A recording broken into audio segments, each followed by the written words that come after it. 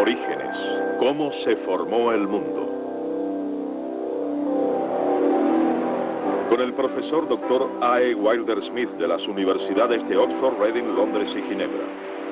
Producido por Standard Media International, Hilversum, Holanda y Eden Films, Mesa, Arizona.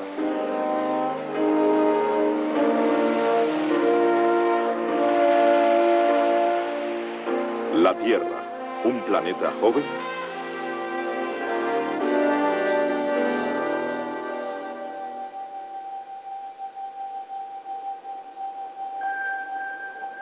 Respecto a esta vela, es muy difícil decir cuánto tiempo lleva ardiendo.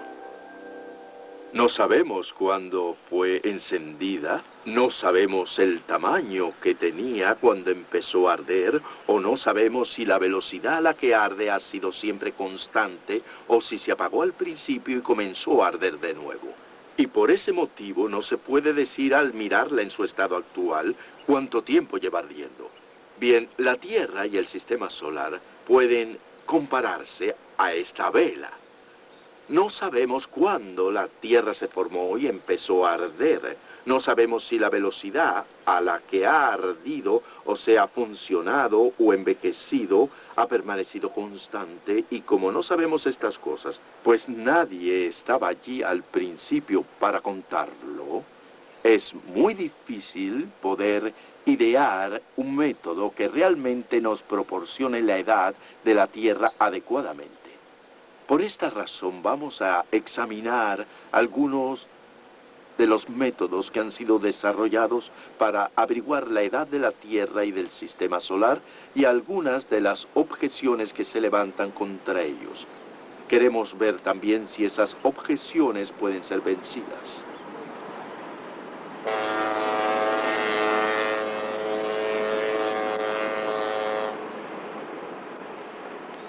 Un paisaje holandés típico, un pueblecito pintoresco cerca del río Rin, y como en cualquier otra parte del mundo, pero especialmente en la densamente poblada Holanda, se necesita fabricar nuevos hogares para más personas. Pero entonces se hace un descubrimiento.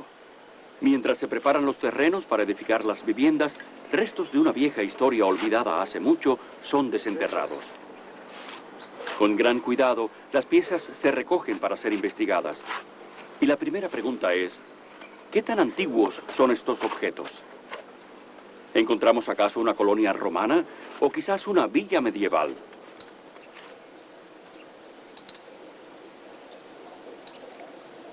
¿Qué edad tienen, por ejemplo, estos pedazos de madera? El Laboratorio de Estimación de Edades de la Universidad de Groningen intentará averiguarlo. Y para ello utilizarán el carbono 14 o método del carbono radiactivo. El ganador del premio Nobel e inventor de este proceso, el profesor Willard Levy, un evolucionista, nos explica este método. Lo que sucede es que los rayos cósmicos ponen carbono radiactivo en los alimentos que ingerimos y nos volvemos radioactivos con el carbono radiactivo. Y mientras vivimos, seguimos comiendo y la concentración se mantiene constante. Pero cuando morimos, ya no comemos y nuestro cuerpo empieza a perder el carbono radiactivo a la velocidad de la mitad cada 5.730 años. O sea, que midiendo la cantidad del carbono radiactivo en un cadáver, podemos determinar cuándo murió. En eso se basa el método del carbono radiactivo. Esto se cumple no solo para los seres humanos, sino para todo ser viviente. Por ejemplo, estas hermosas gacelas. Mientras estén vivas y se alimenten, tanto el carbono 14 como el carbono 12 estarán entrando y saliendo de sus cuerpos. La proporción de C14 con respecto a C12 dentro y fuera de sus cuerpos es la misma. Pero cuando el animal muere, este deja de comer y entonces algo ocurre. Por un largo periodo de tiempo, el C14 se descompondrá gradualmente en nitrógeno, abandonando el cuerpo. Al cabo de 5.730 años, solo quedará la mitad de la cantidad original de C14. Por eso decimos que la vida media del C14 es de 5.730 años. Técnicamente se hace de la siguiente manera. Después de limpiar bien la muestra, esta se coloca en un horno de cuarzo de gran intensidad que puede alcanzar temperaturas muy altas. En él, la madera se quema completamente para aislar los gases. Entre ellos está, desde luego, el gas radiactivo a base de C14. Después, los gases son filtrados a través de un sistema complejo de tubos y líquidos para separar el dióxido de carbono de otros gases. Este gas purificado se recoge y se examina con un contador Geiger. Aquí es donde se cuentan las partículas C14 radiactivas. Por último, una computadora calcula la edad de la muestra. Por cierto, nuestras muestras parecen ser de una colonia romana del año 200 después de Cristo. Arqueólogos de todas partes del mundo han utilizado el carbono 14 para tratar de determinar la edad aproximada de sus descubrimientos. Los resultados, en muchos casos, han sido muy útiles, sobre todo si los restos descubiertos no son demasiado antiguos. Sin embargo, la experiencia ha demostrado que el método del carbono 14 está lejos de ser perfecto. Hay muchas variables muy importantes, algunas de las cuales aún no se comprenden muy bien. Desafortunadamente, el método del carbono 14 puede dar a veces resultados totalmente inexactos. Los investigadores aplicaron el método en la concha de una almeja viva y el resultado indicó que la almeja había muerto hacía 3.000 años. Algunos cadáveres secos de focas de hace menos de 30 años han arrojado una edad de 4.600 años. Incluso a cadáveres recientes se les ha estimado equivocadamente 1.300 años de antigüedad. Contrario a un fundamento muy importante en que se basa el método del carbono 14, no todas las plantas absorben el carbono radiactivo por igual. Descubrimientos recientes han demostrado que algunas plantas tienen ciertos mecanismos anteriormente desconocidos que rechazan los átomos de carbono radiactivo, dejando pasar, sin embargo, los de carbono normal. Así pues, a su muerte, estas plantas y los animales que de ellas se alimentan tienen niveles de carbono 14 anormalmente bajos. Cuando estos restos se evalúan, dan entonces la impresión de ser muy antiguos. Desafortunadamente, la experiencia nos demuestra que no es un método totalmente confiable y que al parecer solo funciona con restos de seres vivientes que han muerto en los últimos miles de años, como esta estatua antigua de madera hecha de la rama de un árbol.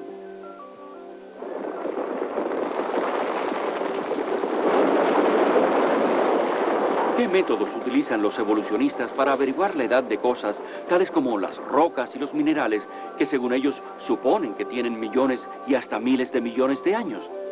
O de estas bellas montañas suizas y sus formaciones rocosas.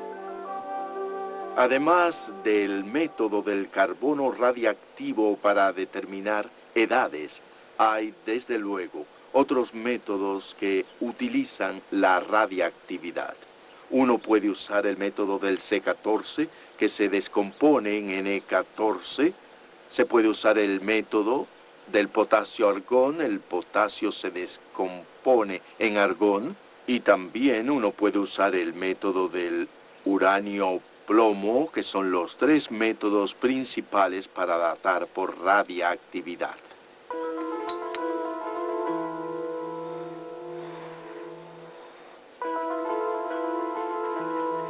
Para datar objetos por el método del C14, se necesitan muestras de cosas que alguna vez estuvieron vivas, como madera o huesos.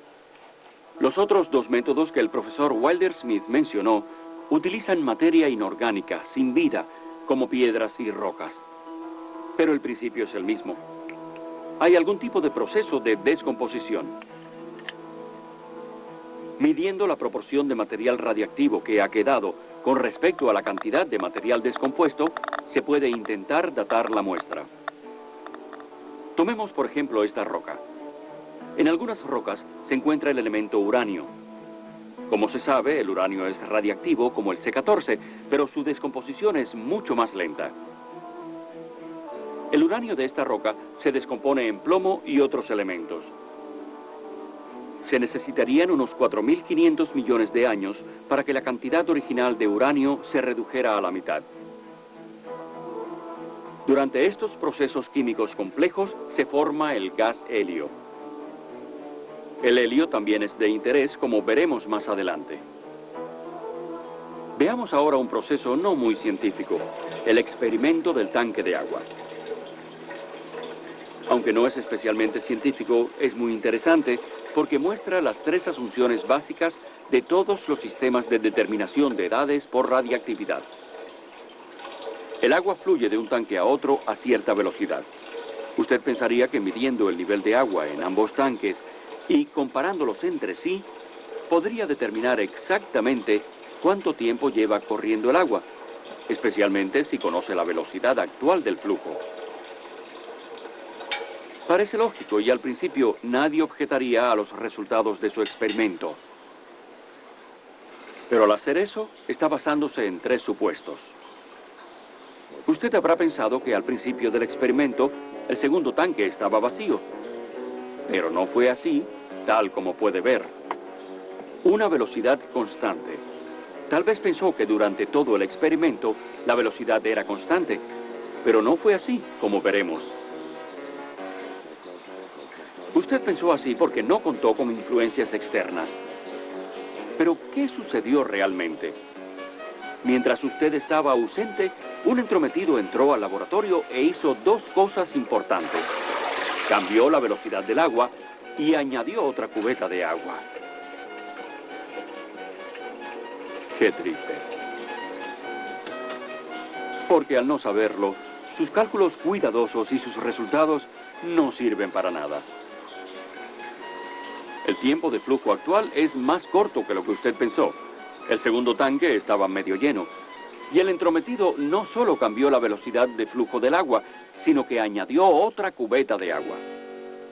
Pues todos estos métodos, los métodos radiactivos, adolecen de tres grandes problemas principales. En primer lugar, no se sabe cuánta sustancia radiactiva había al principio.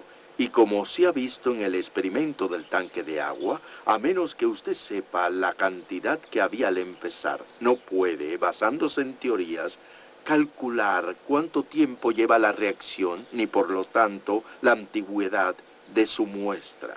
Esta es la primera dificultad de estos métodos. La segunda dificultad es, como se ha visto también en el experimento del tanque de agua, que la velocidad de descomposición, de desintegración radiactiva, debe permanecer constante. Si cambia, entonces no se puede calcular ninguna fecha. Bien, tenemos pruebas adecuadas de que la velocidad de desintegración radiactiva puede variar, o sea, que no hay garantía entonces de que la velocidad de desintegración radiactiva haya permanecido siempre constante. Numerosos isótopos radiactivos han mostrado variaciones en su velocidad de desintegración. El doctor Robert Gentry de los laboratorios de la Comisión de Energía Atómica de Oak Ridge ha probado recientemente que velocidades de desintegración radiactiva también han variado en el pasado. La desintegración radiactiva en minerales cristalizados deja unos diminutos anillos concéntricos de descoloración llamados radiohalos. Las variaciones en la medida del diámetro de los anillos indican claramente que las velocidades de desintegración radiactiva han variado en el pasado. Sin una velocidad de desintegración absolutamente constante, el sistema de datación por radioactividad no es confiable. Y la tercera dificultad de este método es esta, que la concentración de las distintas partes del sistema radiactivo tiene que permanecer constante durante todo el experimento. Si usted añade C14 durante el transcurso del experimento, la muestra parecerá más joven que si se elimina por lavado el C14. Todo esto hace que los métodos de datación por radiactividad no sean inseguros. Pero hay otros métodos que no dependen de la desintegración radiactiva y que pueden ser usados para datar.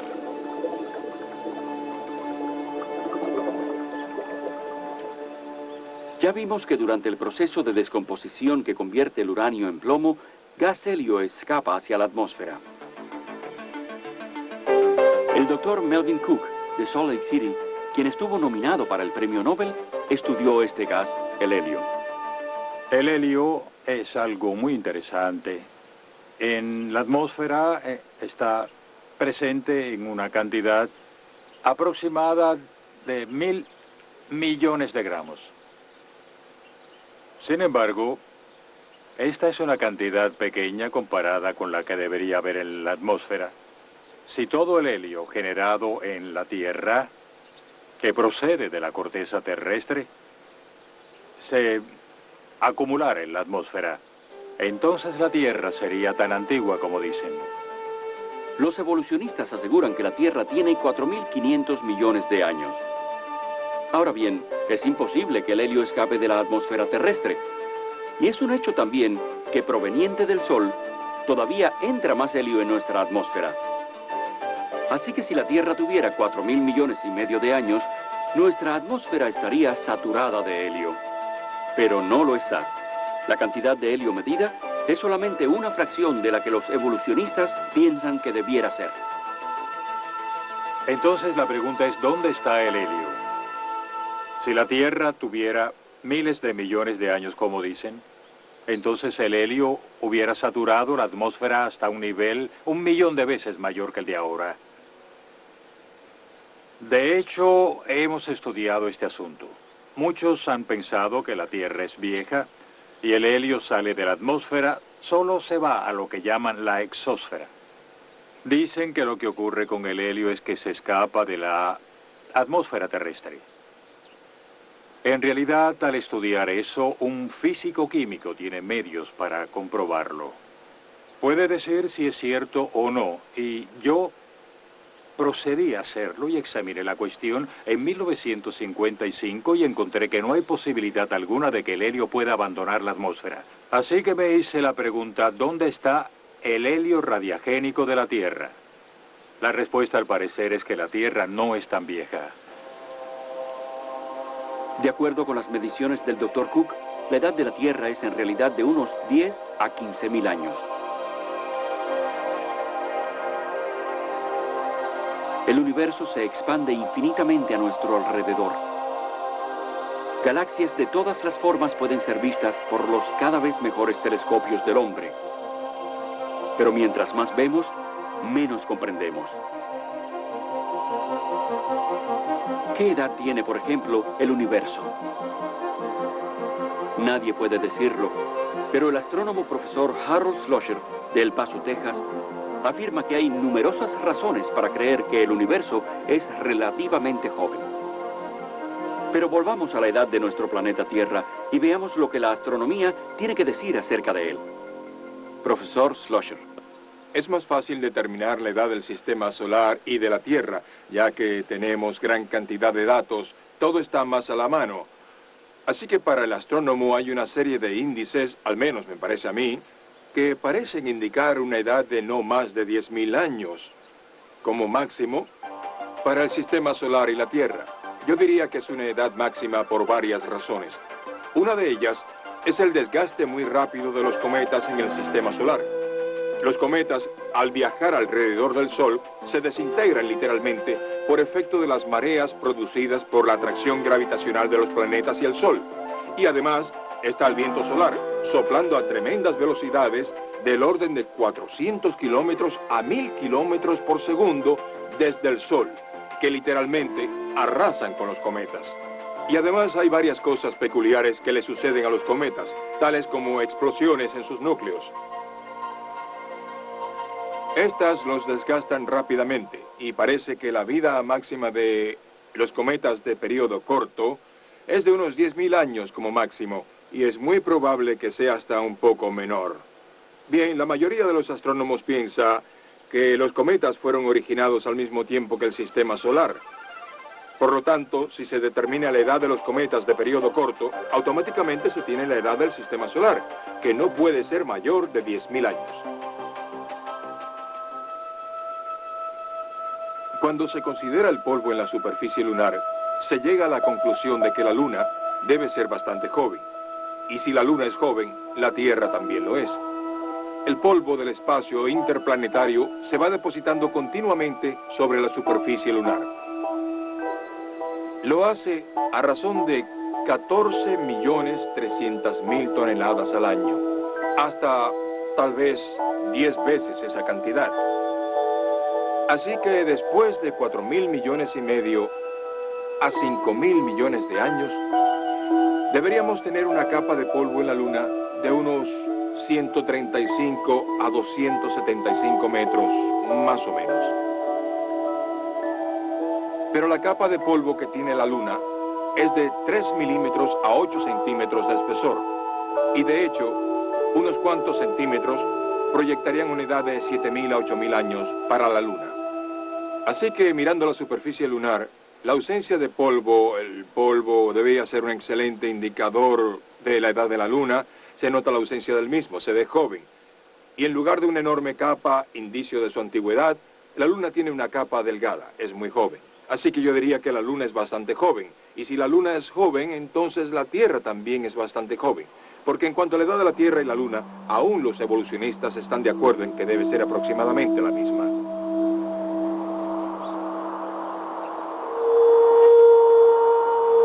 El polvo viene del espacio en forma de meteoros y meteoritos. Pero cuando medimos la cantidad en la Tierra, llegamos a las mismas conclusiones. No hay más polvo meteórico que el que puede haberse acumulado en 10 o 15.000 años. Siempre se le ha dado al público la impresión de que no hay evidencia de que la Tierra y el universo puedan ser jóvenes. Sin embargo, hay otros muchos indicios. Desde 1836, más de un centenar de observadores del Observatorio Real de Greenwich y del Observatorio Naval de los Estados Unidos han tomado medidas visuales directas que indican que el diámetro del Sol se reduce a razón de 1,5 metros por hora. El diámetro del Sol es tan grande que esta reducción puede pasar desapercibida por cientos o por miles de años. Aún así, el Sol continúa encogiéndose. Informes de eclipses solares indican que este encogimiento del Sol ha tenido lugar durante los últimos 400 años. Hasta donde pueden afirmar los investigadores, esta variación ha sido constante desde que el Sol se formó. Utilizando los datos más conservadores, podría decirse que hace tan solo 100.000 años, el Sol tenía el doble de su radio actual. Hace 20 millones de años, la superficie del Sol habría estado tocando la de la Tierra. Algunos expertos concluyen que el Sol hubiera sido tan grande, solo hace 1 millón de años o menos, que la vida no pudiera haber existido en nuestro planeta.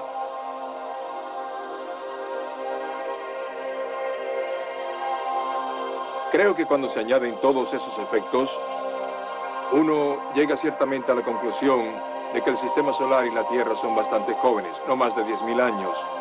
Y yo de veras creo que el propio universo no es más antiguo que eso, que todos esos objetos tienen casi la misma edad.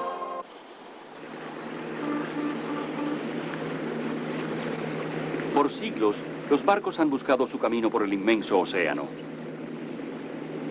Durante los últimos 200 años, han utilizado un instrumento bien conocido para guiarse, la brújula. La flecha de la brújula señala siempre hacia el polo norte magnético. Se comporta así a causa del campo magnético que hay alrededor de la Tierra. Sabemos que este campo magnético también disminuye. Cada 1.400 años, su fuerza se reduce un 50%. Así que cuando retrocedemos en la historia 1.400 años, vemos que el campo magnético era 2 veces más fuerte que el de hoy. Y 1400 años antes de eso era 4 veces más fuerte que ahora, y así sucesivamente. El profesor Thomas Barnes, físico de la Universidad de El Paso, concluye: si retrocedemos 10.000 años, el campo magnético de la Tierra hubiese sido tan fuerte como el campo magnético de una estrella magnética. Una estrella magnética es como nuestro Sol, tiene una fuente de energía nuclear. Ciertamente sabemos que nuestra Tierra nunca tuvo una fuente nuclear como la del Sol, y nunca ha tenido un campo magnético tan fuerte como el de una estrella. Eso limitaría la edad de la Tierra a 10.000 años.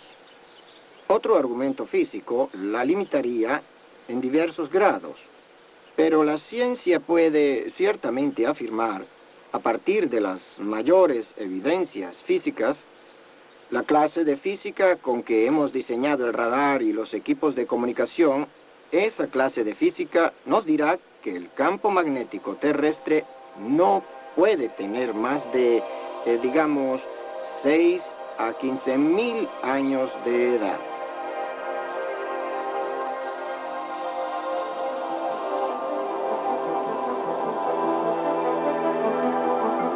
La Tierra, un punto pequeño y maravilloso en el universo. Tal vez creado hace no tanto tiempo. ¿Qué nos enseñan los métodos de datación? Bien, hemos visto varios métodos de datación. Algunos de estos métodos le han estimado edades muy antiguas a la Tierra y hemos visto que otros le asignan una edad joven, una edad bien joven a la Tierra.